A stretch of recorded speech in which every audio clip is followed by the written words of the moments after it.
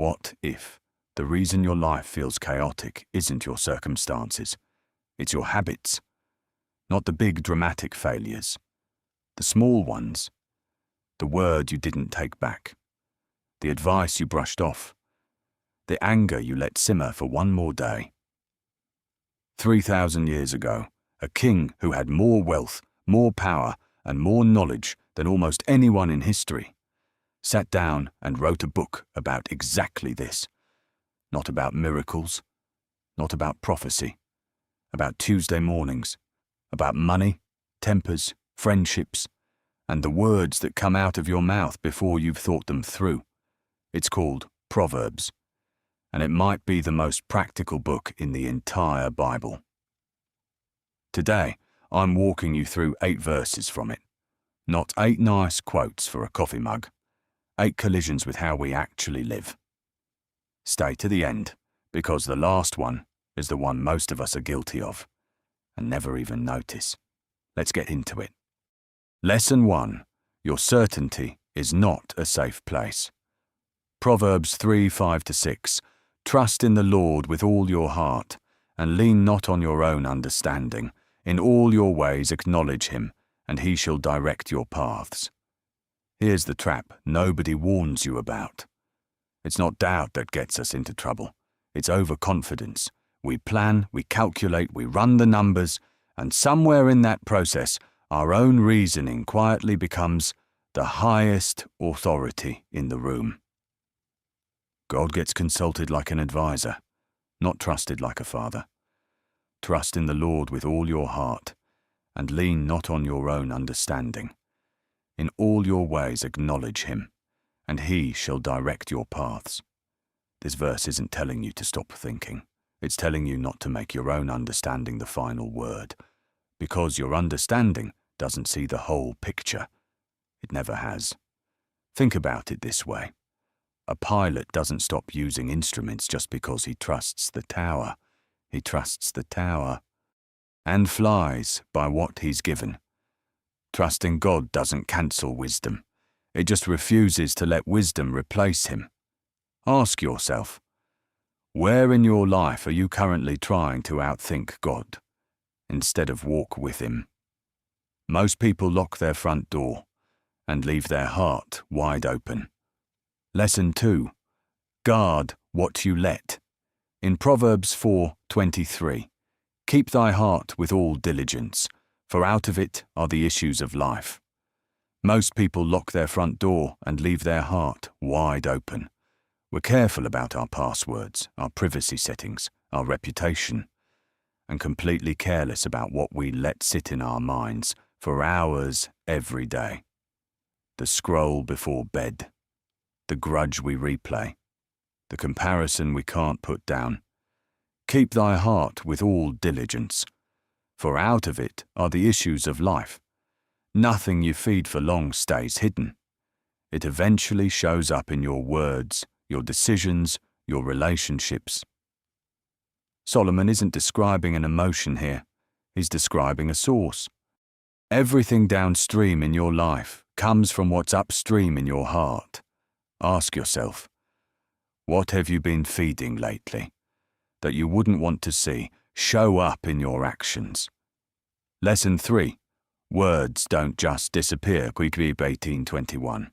Death and life are in the power of the tongue, and they that eat the fruit thereof shall eat the fruit.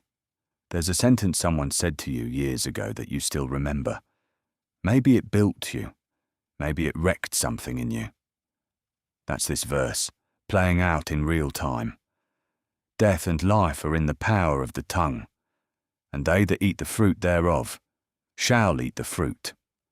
We treat words like they evaporate the moment we say them. They don't. They land, they root, and eventually they bear fruit, good or bad, in the person who received them, and often in us too. This isn't about being nice for the sake of being nice. Kindness without honesty is just cowardice with better branding. But truth without love becomes a weapon. Solomon is asking for both, words that are true and words that give life. Quick gut check. If the last 5 things you said to the people closest to you were the only legacy you left, would you be proud of it? If a verse so far has actually made you pause, that's exactly why this channel exists. We go through one book of the Bible at a time and actually sit in it instead of skimming past it. Hit subscribe if you want the next one when it drops. No pressure. Just an invitation. Lesson 4. Strength is not the same as self-controlled. Proverbs 16:32. He that is slow to anger is better than the mighty, and he that ruleth his spirit than he that taketh a city. We admire people who win arguments. Scripture admires people who win themselves. He that is slow to anger is better than the mighty, and he that ruleth his spirit than he that taketh a city. Anger rarely looks like yelling. More often it looks like cold silence, the passive-aggressive text you almost sent, the resentment you rehearse in the shower. And here's the uncomfortable part. A lot of what we call standing up for the truth is actually just wanting the other person to hurt the way we hurt. Solomon isn't asking you to be a doormat. He's asking you to be the one thing rarer than a conqueror, a person who rules their own reactions before trying to rule anything else. Try this today. The next time you feel that heat rise, pause for one breath longer than feels natural. That pause is where self-control is actually built. Lesson 5. Who you walk with is slowly becoming who you are. Proverbs 13:20. He that walketh with wise men shall be wise, but a companion of fools shall be destroyed. Nobody wakes up one day and suddenly has terrible values. It happens one normalized conversation at a time. The things that used to make you uncomfortable start to feel ordinary, because the people around you keep shrugging them off. He that walketh with wise men shall be wise, but a companion of fools shall be destroyed. This isn't a call to isolate yourself from anyone who isn't spiritual enough. Jesus sat with people the religious crowd wouldn't touch. The question is narrower than that. Who has your closest influence? Whose voice do you default to when you're unsure? Influence today doesn't only come from the people in the room with you. It comes from the podcast in your ears, the accounts you follow, the creators you trust without questioning. That's companionship too. Honest question. After the content you consume most, do you walk away wanting God more or wanting the compromise more? Lesson 6. Diligence is boring, and that's the point. Proverbs 10:4. He becometh poor that dealeth with a slack hand, but the hand of the diligent maketh rich. We love the idea of a big breakthrough. Scripture keeps pointing us to something far less exciting. Showing up. Doing the unremarkable, unapplauded work today, even when nobody's watching and nothing feels like it's changing. He becometh poor that dealeth with a slack hand, but the hand of the diligent maketh rich. This isn't a verse to weaponize against people in genuinely hard circumstances. Poverty is often about injustice, illness, or things nobody chose, but it does expose a real danger. The habit of delay. I'll start when I feel ready. Mindset that quietly becomes a lifestyle. One question to sit with. What's the one faithful, unglamorous task you've been putting off? The one you could actually do today? Lesson 7. Correction is a gift, not an attack. Proverbs 19:20. Hear counsel and receive instruction, that thou mayest be wise in thy latter end.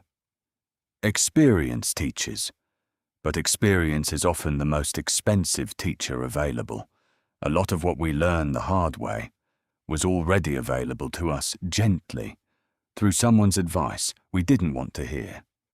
Hear counsel and receive instruction, that thou mayest be wise in thy latter end.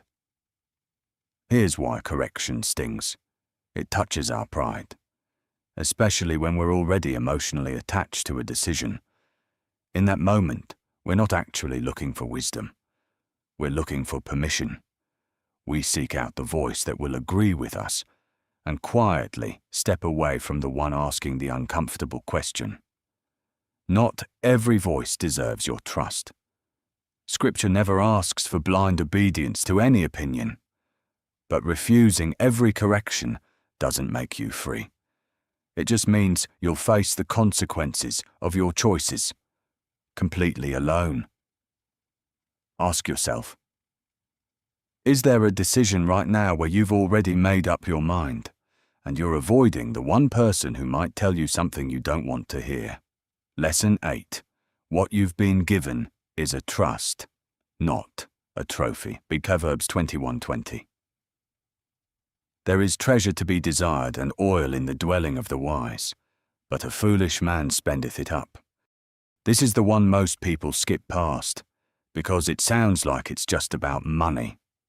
It isn't. Not entirely. There is treasure to be desired and oil in the dwelling of the wise, but a foolish man spendeth it up. You can burn through more than a paycheck. You can burn through years of health, the trust of the people who love you, the time you could have spent in prayer, the gifts you were given to steward well.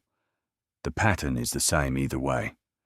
Living like today's craving matters more than tomorrow's responsibility. This isn't a call to hoard out of fear. Scripture never praises a tight fist. It's a call to hold what you've been given with open hands and a clear head, spending it wisely enough that you're still able to be generous when it actually matters. Final gut check. What has God put in your hands that you've been treating like it's disposable? 8 verses. 8 completely ordinary areas of life. Your trust, your inner world, your words, your temper, your friendships, your work ethic, your willingness to be corrected, and how you handle what you've been given. None of this works as willpower alone. Solomon himself wrote this whole book and still didn't manage to live it out consistently, which should be a comfort, not a discouragement. This was never about becoming flawless through sheer effort. It's about grace meeting you exactly where your life is messy, and one honest step of obedience at a time. So don't try to fix all 8 areas tonight. Pick the one verse that actually landed on you while I was talking. Sit with it, pray about it, and then take one real specific step this week, not someday. Tell me in the comments which of these 8 hit closest to home for you right now. I read every one. And if this kind of deep dive into Scripture is something you want more of, subscribe. We're going through this book one piece at a time, and I'd genuinely love to have you along for it. Until next time, walk wisely.